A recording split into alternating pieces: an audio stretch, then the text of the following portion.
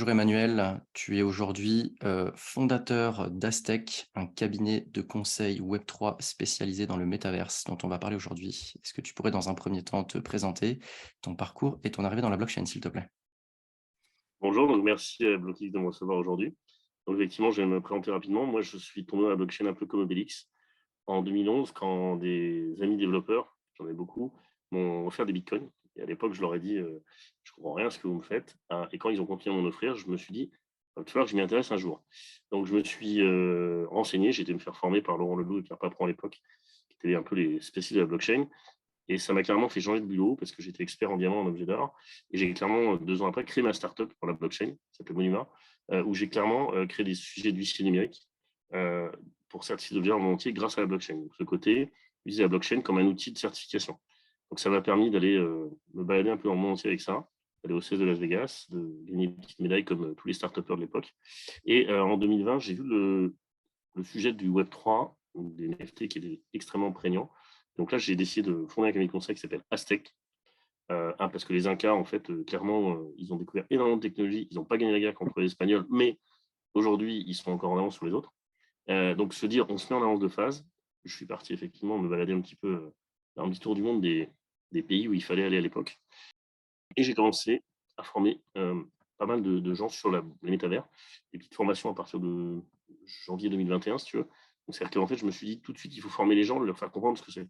Parce qu'il y a une vague techno qui est tellement forte que je compare un peu le métavers à la Renaissance, tu veux.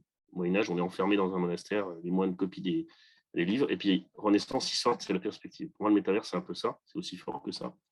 Et donc, j'ai commencé à faire de la formation, énormément de formation. En mois de juillet de cette année, je faisais 15 jours sur 30 de formation. Et après, je me suis dit, il y a un sujet, il faut conseiller autant les petites boîtes que les grosses boîtes sur en quoi le métavers va changer leur business model. Donc là, tu intègres des sujets de NFT, tu intègres des sujets effectivement de Web3. Et après, effectivement, je les accompagne, et c'est surtout ce que j'ai à créer des métavers, des espaces dans les métavers ou des sujets de NFT pour, en fait, toucher ses clients. Ils sont 400 millions, ils ont 15 à 17 ans, ils sont dans le métavers aujourd'hui, et ils vont arriver sur le marché d'ici un an ou deux. Voilà. Donc voilà, Aztec aujourd'hui, c'est un peu un cabinet d'innovation qui fait du concret pour les entreprises.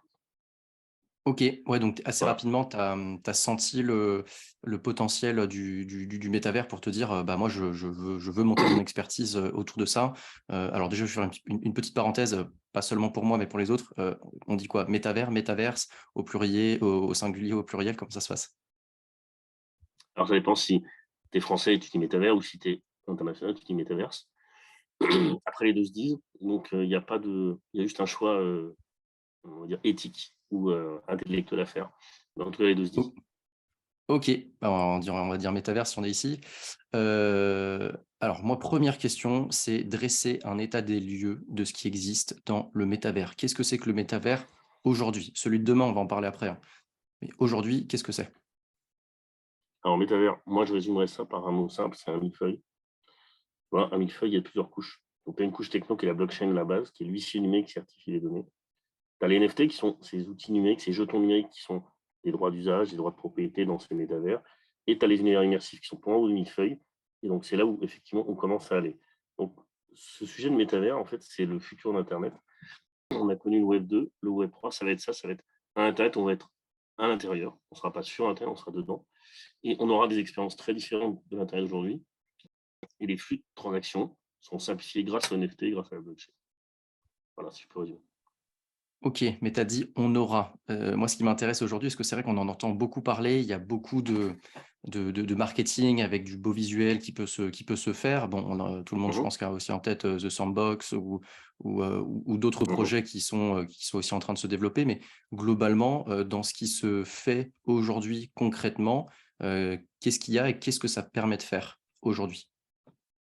Alors, aujourd'hui, pour classer les métavers, tu as d'abord ces métavers de gaming, Fortnite, Roblox, Minecraft, où il y a énormément de joueurs tous les jours et qui effectivement échangent des crypto-monnaies à l'intérieur.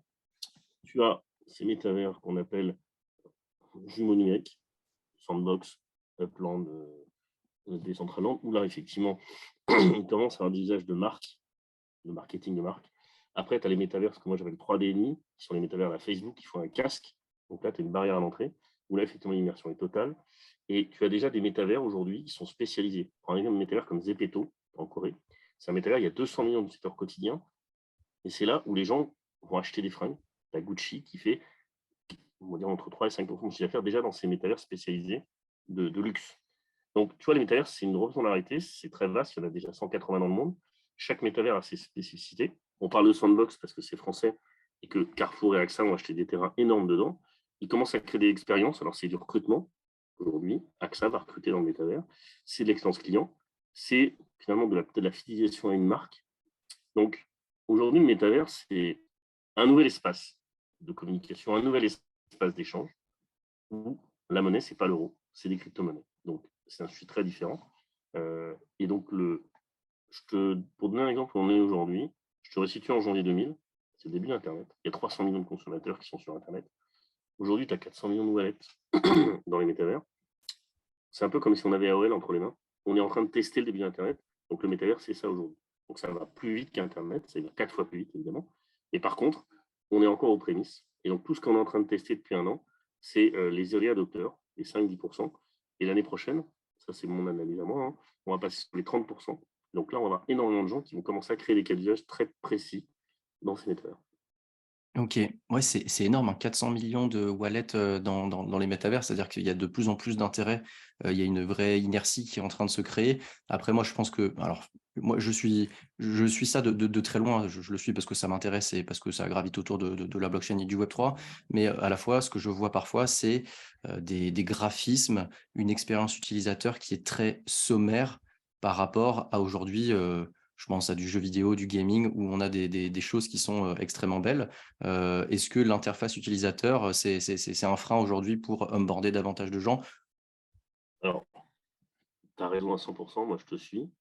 L'expérience, elle est extrêmement basique aujourd'hui. On est vraiment sur. Tu n'as pas connu ça, mais AOL en 97, ça ne tournait pas, hein. Il fallait 30 secondes pour se connecter. Bon.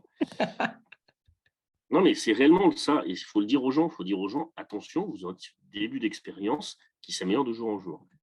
Hier, il s'est passé un truc. Tu as Ledger, comme une boîte française, qui a annoncé qu'elle avait créé son Meta Wallet pour 2023. C'est juste génial. Tu as un wallet où tu auras toutes les cryptos et tout est NFT. Aujourd'hui, tu veux avoir des wallets, tu peux en avoir 3, 5 ou 10 selon la crypto que tu utilises. Ledger a commencé à dire on va simplifier les choses. Bah, les métavers, ça va être ça l'année prochaine. On va simplifier tous les accès. Et donc, on va arriver à une expérience qui sera meilleure. Mais aujourd'hui, je suis d'accord avec toi, les graphismes des métavers sont pauvres parce qu'on en est là.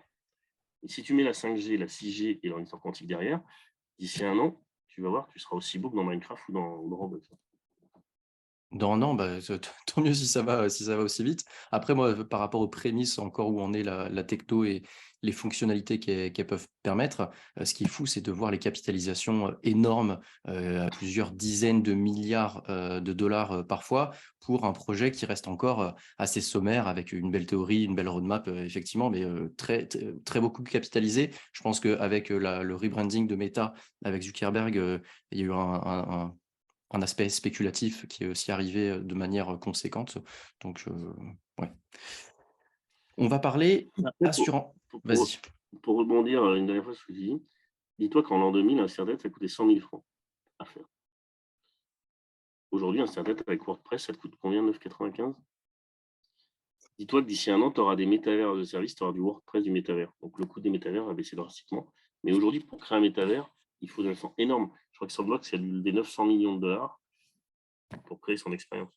Donc on est encore Ah sur oui. du prémisse, tu vois, mais ça va s'améliorer. Et je pense que demain, moi, je pense aussi qu'il y aura 400 millions de métavers. Chacun aura son métavers. Ça, c'est mon opinion, ça engage que moi. Ouais et puis après, il y a des bridges, enfin, de toute façon, les on peut se Mm. balader d'un métavers à une autre. Je vois un peu comment ça va se passer.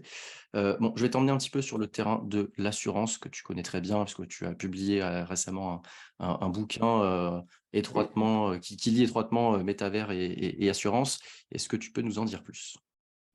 Alors, en fait, mon sujet, c'était l'assurance, c'est un secteur qui est peu innovant. Donc, c'est un secteur qui est assis depuis des centaines d'années.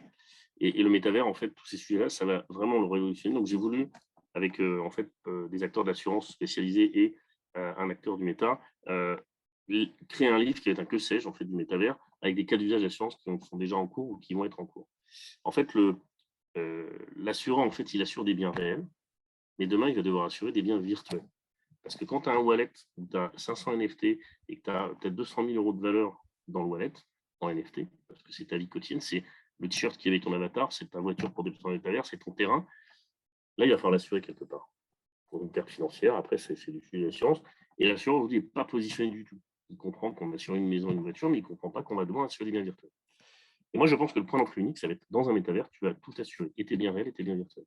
Et donc, il fallait propulser les assureurs vers ça, en leur expliquant que les 400 millions de consommateurs qui ont 15 ans, demain, ils vont demander à l'assureur d'être là. Donc, l'idée, ça a été de les aider au bout d'un an à commencer à se projeter. Et donc, ce bouquin, c'est un peu la synthèse de tout ce qu'on a travaillé avec les assureurs. Et aujourd'hui, ce qu'on a mis en place avec eux, c'est qu'on les a poussés à recruter dans le métavers. C'est-à-dire qu'aujourd'hui, ils vont faire des forums de recrutement. Au mois de janvier, il y a une fédération nationale qui s'appelle la ROAM qui va recruter sur une journée des futurs cadres dans le métavers. Parce qu'en fait, c'est des clients différents, c'est-à-dire c'est des typologies de collaborateurs différents. Et en même temps, on a un effet, quand tu recrutes dans le métavers, massif, où il y a énormément de gens qui se connectent en même temps et qui sont potentiellement des futurs salariés. Et donc, on leur a fait faire le pas, en moins de 6 mois, de se dire, allez, on y va, on fonce. Alors, pour un secteur qui est très conservateur, il faut saluer le truc parce que c'est très important. Et tu as une boîte qui s'appelle AXA, qui est pour sur mondial, qui lui a décidé clairement d'investir des centaines de milliers d'euros dans Sandbox pour montrer que les clients de demain, il fallait les chercher. Donc, le sujet de l'assurance, c'est intéressant. On est parti de gens qui étaient contre en janvier, et aujourd'hui, on a des gens qui sont, on y va, on fonce. Voilà. Mais qu'est-ce qu'on va assurer, enfin, je pose la question naïvement, mais qu'est-ce que le modèle d'assurance, comment il est lié? Est-ce que tu assures des choses dans le métavers et du coup, quoi? Et qu'est-ce que ça va apporter à la fois aux assurances? Bon oui, une présence dans ces mondes digitaux, mais qu'est-ce que ça va apporter de plus, par exemple, à la fois pour, les assureurs et pour les clients derrière, que ce que ça pourrait apporter dans le monde, extérieur, on va dire? Alors, en fait, si tu veux, tu as des actifs physiques, ta voiture, ta maison, tes biens mobiliers, ça, tu les assures déjà. Demain, tu auras des actifs digitaux qui, potentiellement, en termes de valeur, sont aussi importants, et sont plus importants, tes actifs immobiliers classiques. Aujourd'hui, génération X, génération Alpha, souvent, ils habillent plus leur avatar avec des artefacts qu'eux-mêmes.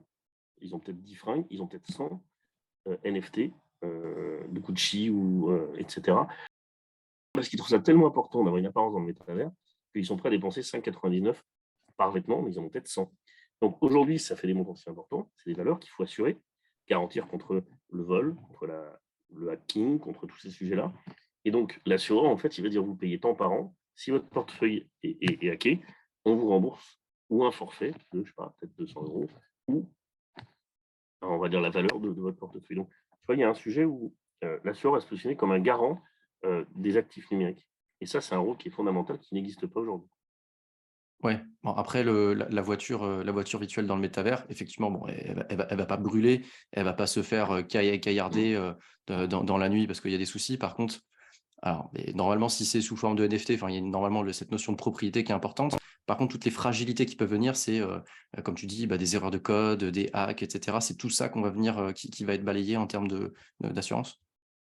Exactement. Et puis le fait que le portefeuille peut être ouvert et pillé, ou partiellement ou totalement. OK, et Aujourd'hui, ça si tu aujour veux, pour protéger un portefeuille, il y a ce qu'on appelle une clé Ledger. C'est un super moyen. En plus, c'est français, donc il faut en profiter pour en parler. Il n'y a que 1,5 million de portefeuilles dans le monde, de wallets, qui sont équipés de clé Ledger. La majorité de portefeuilles ne sont pas équipés. C'est comme si tu prenais ton portefeuille en cuir, tu mettais des billets de 500 euros dans ta poche dans le métro, et tu te disais, je vais pas me faire voler. Donc, à un moment, l'assurance peut pallier à ces problèmes de protection.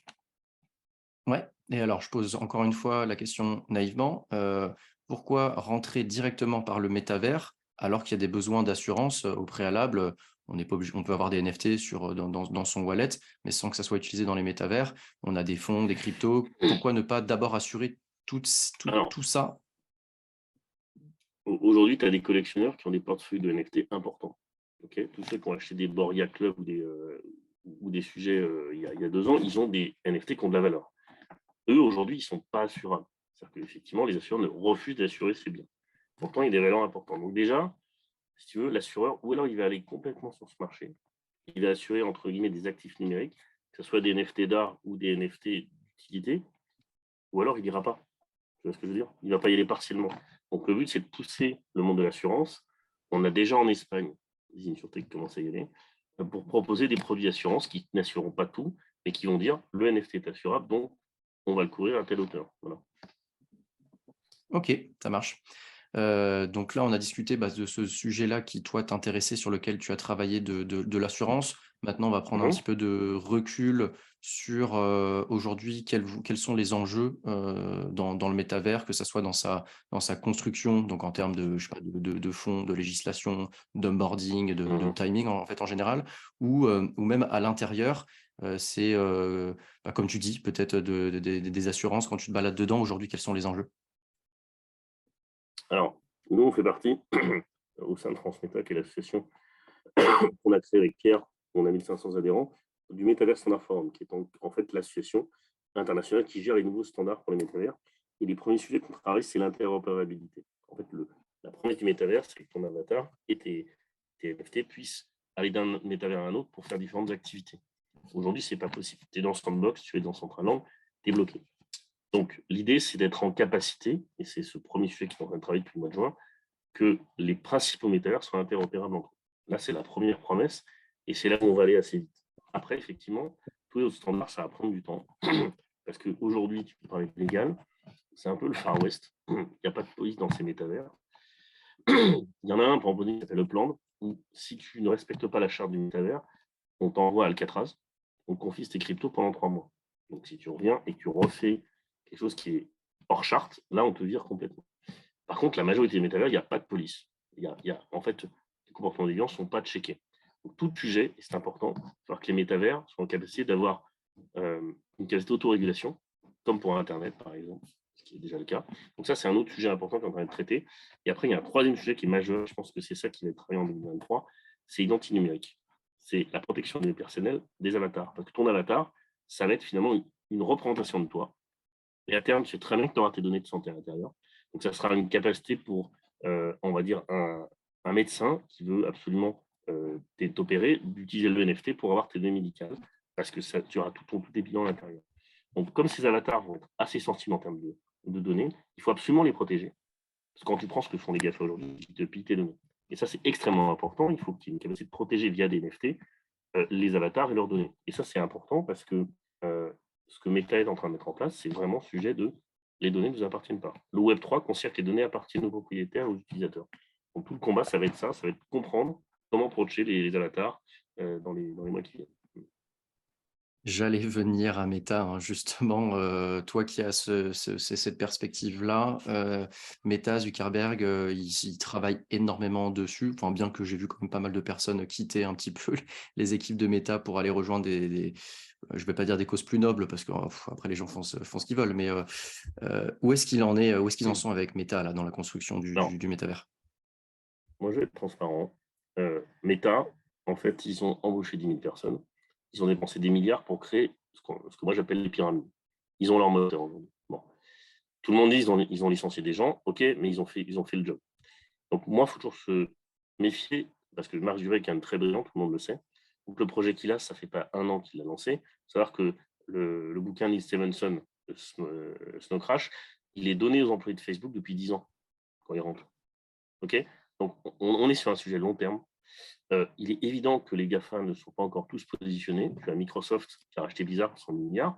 Ça veut dire que le métavers de Microsoft va sortir. Apple sort bientôt son casque. Ses lunettes qui vont être extrêmement révolutionnaires. Il y aura un métavers derrière. Donc, tu vois, tous les GAFA sont en train d'investir sur du métavers. Donc, Facebook a tiré les premiers. Donc, il a une sorte d'avance. Moi, je n'aime pas le métabashing non plus. Il y a un projet qui est hyper ambitieux. Moi, ce qui ne nous va pas au sein de Transmeta, c'est qu'effectivement, on considère que les données appartiennent aux utilisateurs et que donner 57% de la plus-value à Facebook dès qu'une application est créée dans un métavers, ça nous pose un vrai problème, comme ce qui était le cas pour Apple. Mais en tout cas, c'est un projet extrêmement sérieux. Et moi, j'en viens à tous ceux qui tirent sur Meta en ce moment. Méfiez-vous de ce qui va sortir en 2023. Voilà. Mais par contre, personnellement, moi, je pense qu'Horizon World, où tu abandonnes tes données personnelles et tu iras dedans, ou alors il faut aller dans d'autres métavers. Ouais, va falloir sensibiliser les gens. Bon, nous qui sommes en plein dedans, on a bien conscience de ces enjeux-là, de l'identité numérique, de ces données personnelles, de la réappropriation de ces données-là. Moi, je vois plein de potes, en fait, aussi, hein, enfin des potes, des gens en général, ils s'en foutent de donner leur adresse mail, quand ils vont acheter un t-shirt, enfin Exactement. tout ça, en Mm, fait, tout ça, mm. tout ça, tout ça. Donc, il y aura un gros problème de sensibilisation, évidemment, à tout ça sur, on va dire, la phase d'adoption qui va concerner beaucoup de gens, pas nous qui soyons les nerds qui travaillons dessus au quotidien. Ouais. Mais justement, c'est un peu sur la dernière partie de l'interview, je voulais t'emmener là-dessus. Toi, sur tes missions de conseil, donc de Web3 Ouais. spécialisé dans le métavers, en termes d'arbitrage, en termes de temps, qu'est-ce que c'est qui te prend le plus de temps? Donc, enfin, la question sous-jacente, c'est quels sont les besoins des entreprises aujourd'hui? Alors, aujourd'hui, les entreprises, elles se posent plus la question de est-ce qu'il faut y aller? Elles se posent la question, parce qu'elles sont matures, quand est-ce qu'il faut y aller? Donc, tout le temps, c'est de leur montrer que, en fait, les premiers arrivés sont les premiers servis. Donc, si ils font des tests maintenant, ils vont s'acculturer. Leurs équipes vont être, entre guillemets, digitalement transformées à ces sujets de Web3 et ils pourront capter les clients dès le départ. S'ils attendent 2 ans, ils vont arriver sur un sujet totalement mature, mais ils n'auront aucune expérience. Donc, tout le temps, c'est convaincre les entreprises d'y aller faire pragmatique sur des petits budgets, commencer à faire du test énorme en interne avant d'aller vers les clients externes. Donc ça prend énormément de temps. Et ce qui est intéressant, c'est qu'on a un marché, si tu veux, le marché de la pharmacie. On n'aurait pas imaginé que les pharmaciens allaient se dire on va y aller. Le marché de l'immobilier. Moi, je suis intervenu chez Orpi. Orpi, c'est des gens, ils ont tout de suite capté le sujet. Donc, on a des secteurs très différents qui se disent 2023, on y sera. Alors, de quelle manière? C'est pas toujours la même réaction entre les différentes activités économiques. Mais en tout cas, ils ont cette idée de dire on va dans un sujet NFT et ou métavers en 2023. Yes. Mais comment toi, parce que toi, je sais que tu te positionnes par rapport à ça, les gars, ils arrivent, ils ont leur propre spécificité de service, de clientèle, même de domaine. Moi, j'arrive demain, je me dis, mais en fait, de la même manière, sur quelle blockchain je vais bâtir mon projet, mon protocole, sur quel métavers je vais venir m'implémenter? Est-ce qu'il y a un choix de se dire, je vais m'implémenter dans un métavers français parce que c'est lié à la régulation et je veux toujours être clean par rapport à ça? Ou justement on est dans un truc, complètement décentralisé, et on peut aller sur n'importe quel projet. Quels sont les critères aujourd'hui pour choisir un métavers par rapport à un autre? Alors, moi, ce que j'ai fait, parce que ta question est extrêmement bonne, moi, j'ai mappé 15 métavers, qui sont aujourd'hui fonctionnels, qui tournent. Puis à chaque ces métavers, j'ai mis 100 critères. Okay, je voulais être exhaustif, donc chaque critère, en fait, a un impact plus ou moins fort sur le choix à faire. Et selon le type d'activité sur l'entreprise, j'applique cette grille et je dis, sur les 15 métavers, il y en a peut-être 7 qui sont compatibles et 3 qui sont optimaux. Tu vois, en vrai, le sujet, c'est analyser, en fait, de manière pragmatique. Là où aujourd'hui, en décembre 2022, il faut aller. C'est évident que le choix en mars 2023 sera sûrement différent, parce qu'il y a des métavers qui auront disparu. Il y en aura qui sont créés, parce qu'on est passé à 260 à 180 métavers en 2 mois. Donc, en fait, le sujet, c'est guider le client sur aujourd'hui, quel est le meilleur endroit où poser sa base, comme sur la Lune, sa base de départ. Et après, on verra s'il va devoir mettre des corners dans d'autres métavers, parce que finalement, une entreprise prend un métavers principal et puis des corners dans tous les autres métavers. C'est un choix stratégique, donc en fait, il faut prendre le temps. Il faut analyser. C'est pas que c'est quand tu disais créer un métavers, ça ne se fait pas en 2 minutes, parce qu'en fait, il y a toute l'analyse où aller déjà. Voilà. Comment le faire?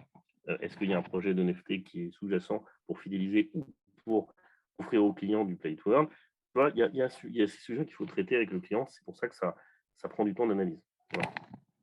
OK, super, bah, c'est très clair et je pense qu'il y a beaucoup de choses qui sont encore, même pour moi qui ne m'y intéressent pas forcément au jour le jour, de choses qui sont encore assez abstraites sur, entre la différence entre la théorie et ce qu'on peut faire, concrètement dans l'immédiat. Je pense que comme tu le dis avec, la technologie se développe, de manière, exponentielle, enfin ça va extrêmement rapidement donc, le Tous les paysage jours. de 2023-2024 ne sera pas celui, d'aujourd'hui. Parfois difficile de se projeter un peu dans tout ça.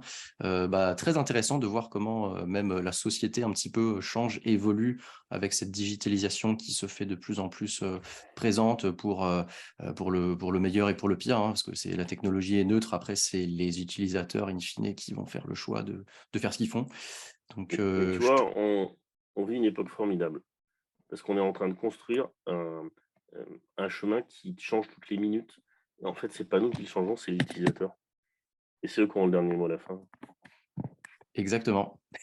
C'est vrai, exactement. Et ben, je te remercie pour ton temps et ton Et partage, moi aussi. Emmanuel. Je te dis à très Merci bientôt. encore. Bon courage.